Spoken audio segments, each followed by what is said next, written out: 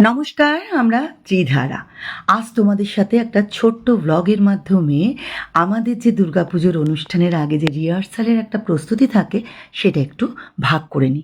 আসলে তোমরা সকলে আমাদের সাথে আছো, পাশে আছো, তাই আমরা হয়তো এই সাহসগুলো পাচ্ছি।